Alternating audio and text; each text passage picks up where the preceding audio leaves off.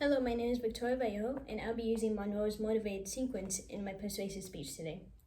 One day, Sally went to a department store and needed assistance in buying a product. However, there were no employees there to help her. But when Sally went to her local boutique store, she was able to get the help that she needed in order to have a great shopping experience. Consumers like us are the reasons that businesses are still running and thriving, especially for smaller businesses, since they lack the resources and help that larger corporations have. According to the Office of Advocacy, small businesses create 2/3 of net new jobs and are responsible for 44% of the U.S. economic activity. Over extensive research and from my own experience, I have learned how important and beneficial smaller businesses are, and I hope you would choose to start purchasing from these local shops more often. According to the co-director of Institute for Local Self-Reliance, Stacy Mitchell, small independent businesses have declined sharply in both numbers and market share across many sectors of the economy.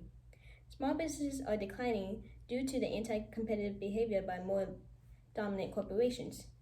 These companies use their size and economic power to weaken and exclude their smaller competitors in the markets. These younger companies also face challenges like shortage of workers, as well as difficulty in receiving bank loans, according to John Derry, founder of the Center for American Entrepreneurship. Although a lot of big corporations do not use child labor, some still use sweatshops, which is a loophole for companies to not have to pay their workers in other countries as much as they would here because of the low wages they have over there.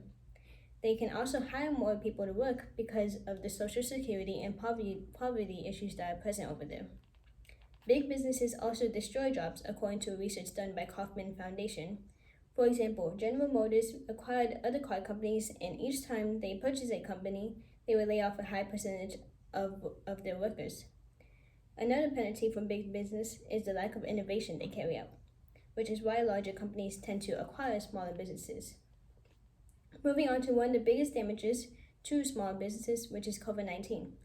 Before COVID-19, the small businesses were doing okay. However, when the pandemic hit, according to PNAS, within the first couple of weeks, there was already a massive amount of layoffs and closures of small businesses, some even having to shut down permanently.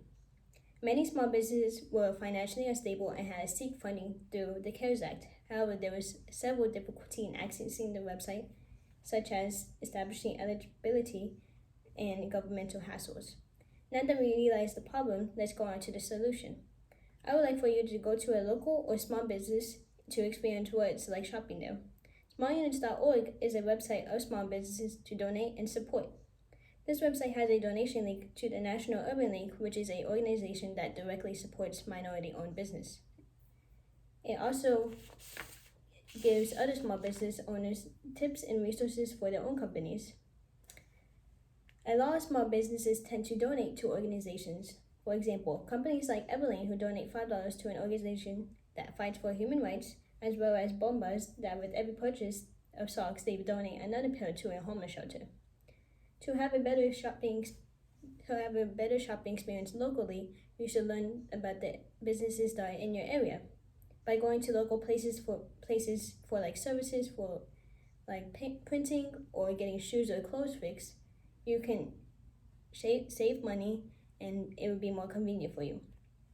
You can also shop locally for holidays because Small Business Saturdays encourages people to shop the Saturday after Thanksgiving at small businesses. If shopping out locally is not for you, then you can always eat out locally. Grocery shopping at a farmer's market usually produces fresher goods that are growing nearby, and as well as tasting better with having the benefit of more nutrients in them.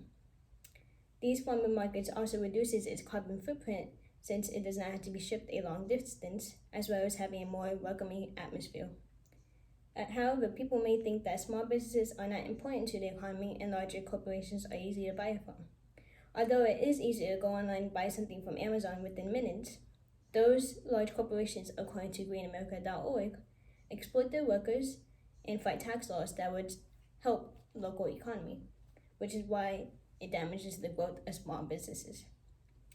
Now that we've heard the solution, let's visualize. People with the time and money should consider going to a local or small business to purchase items. Evidently, we all hope that all businesses are economically beneficial and have a welcoming environment. Imagine your loved one owning a business as well as donating to an organization. However, they had to shut down the shop due to the decline of income they are making and bigger corporations stealing their consumers. Now imagine if people started going into the shop and purchasing items and telling their friends about it, therefore they do not have to shut down and can stay open. Overall, I have explained to you the need of purchasing items from small and local businesses. During this time, especially more and more businesses have been closing down permanently and others are just barely hanging on. As for me, whenever I see good food or clothing I like from a small business, I purchase those items, and I urge you to do the same. It is not even that difficult to do if one of your hobbies is shopping. You can find new types of clothing that are unique, build relationships, and help the economy all at the same time. Thank you.